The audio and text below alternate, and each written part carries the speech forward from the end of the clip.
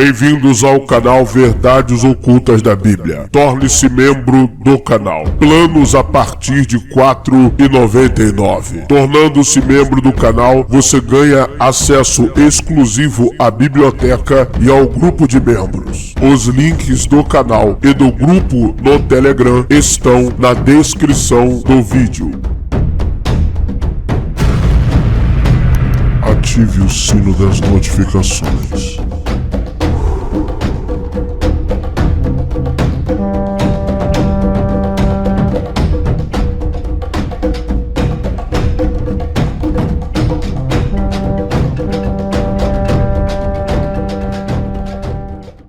Olá, meus amigos, bem-vindos a mais um vídeo no canal Verdades Ocultas da Bíblia. A narrativa bíblica no livro dos reis de Israel, especificamente no segundo livro, capítulo 23, versículos 4 a 13, irão nos informar como que houve a reforma de Ezequias.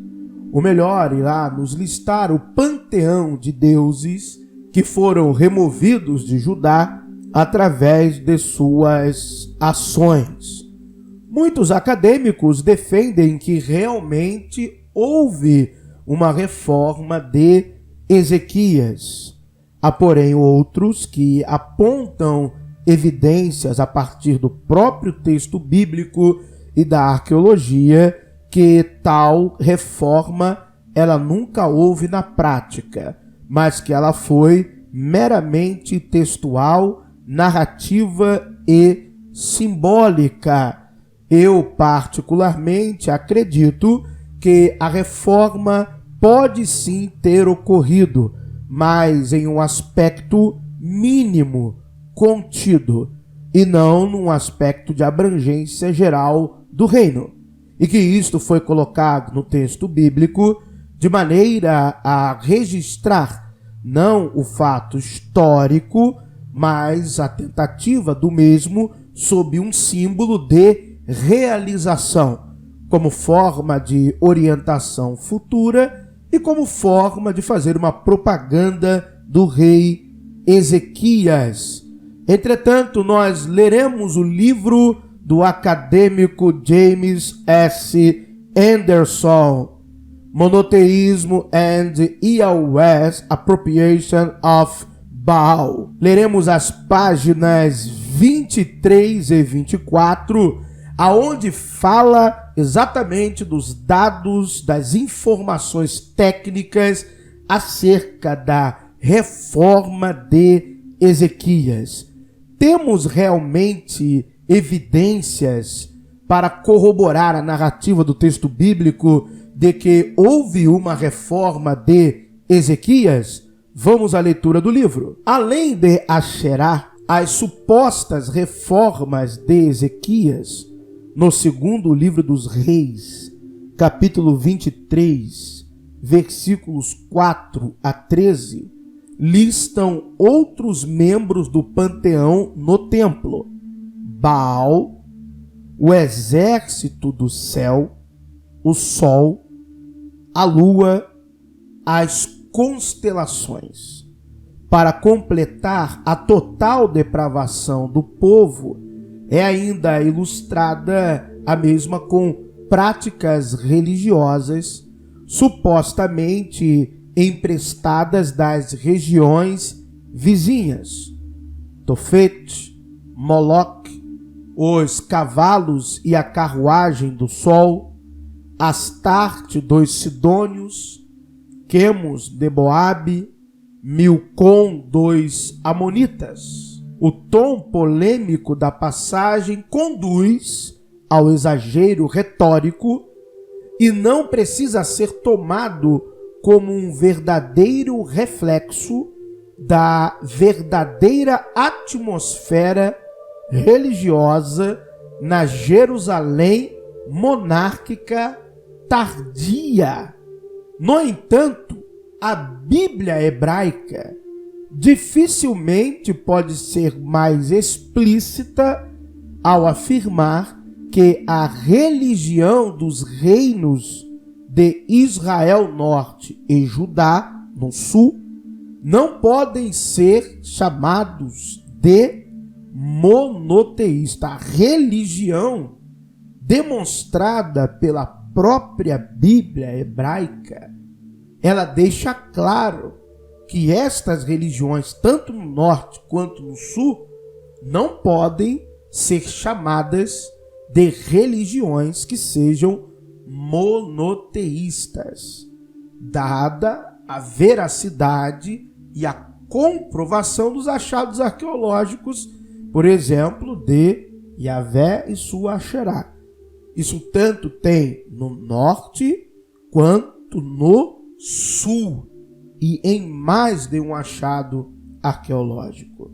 A própria fonte usada para argumentar que existia um iauísmo monoteísta ou um javismo monoteísta para o antigo Israel e Judá, insiste que uma multidão de divindades eram veneradas em Judá, além de Yahvé e Asherá, a fim de construir sua defesa do monoteísmo. Então, o argumento em si, ele já tem uma falha lógica.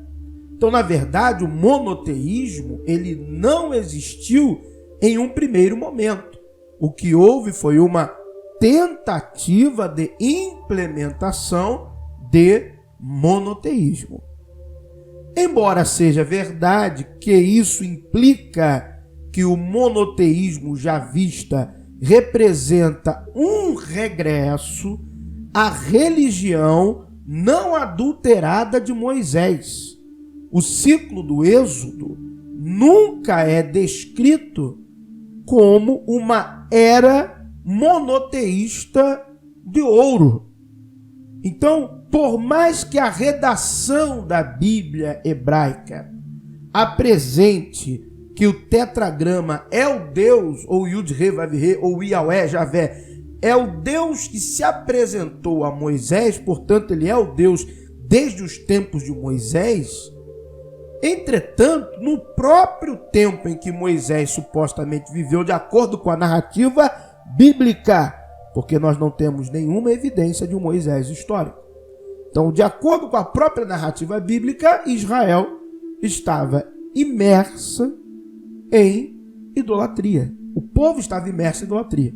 Seu entorno era idolatria. Os povos que supostamente o povo de Israel confrontou viviam na idolatria. Israel, de acordo com a narrativa bíblica, já sai do Egito para as planícies, ali vamos dizer a região da península do Sinai, melhor dizendo, já na idolatria, praticando idolatria. Então nunca houve, de acordo com a própria narrativa bíblica, uma era de ouro de adoração a um único Deus bíblico javista. Moisés está sempre lutando contra a atração do povo por outros deuses, até mesmo acusando seu próprio irmão Arão de má conduta religiosa. Então a única coisa que de fato era dourado na época de Moisés não era a adoração, eram os bezerros, ou o bezerro de ouro.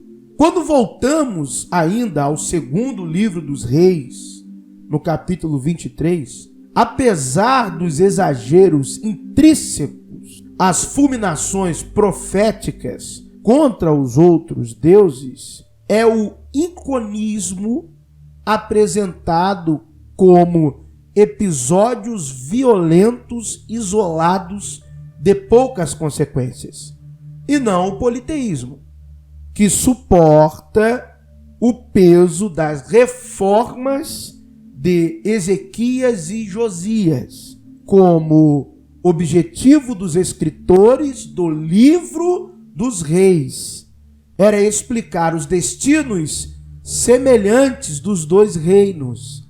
Eles colocaram o monoteísmo e o aniconismo na mesma lista de acusações.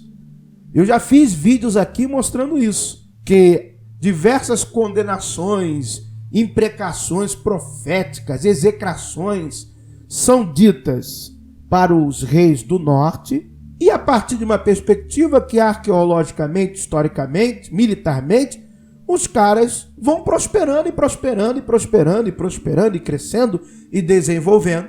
Se vem a invasão assíria, ela acontece, o pessoal do sul paga tributo e depois também não tem jeito. Babilônia vem e invade. Não houve prosperidade no sul, não houve livramento, não houve nada.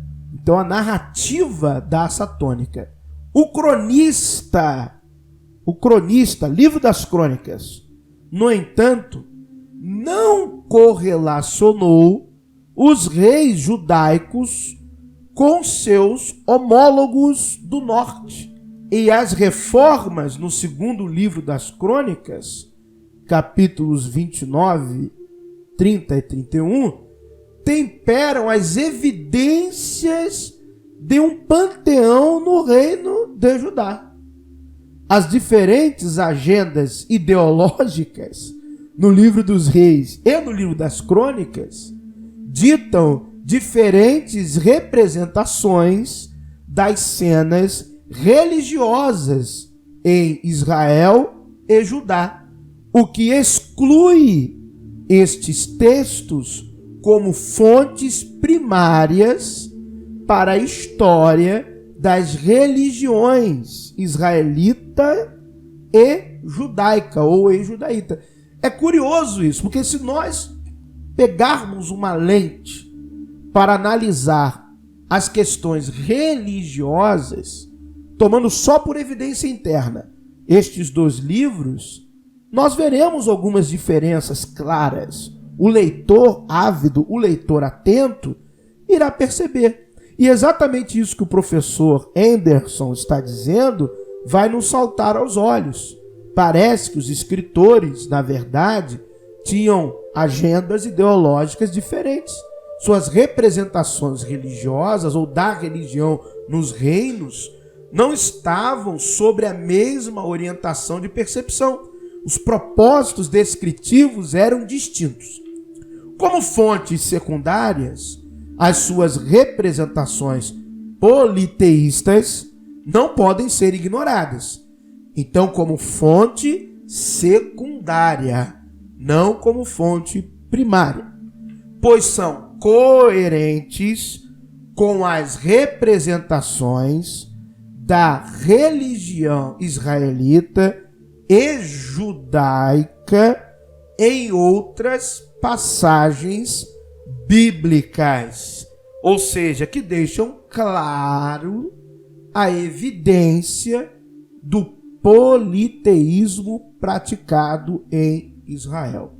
Então existe uma grande probabilidade desta reforma não ter acontecido de fato. Volto a dizer o que eu disse no início do vídeo. Penso que houve a tentativa de uma reforma ou uma reforma em escala reduzida e que não teve aderência popular. Há já o professor Anderson, exegeta, pesquisador da arqueologia, certo? Ele já vê totalmente diferente.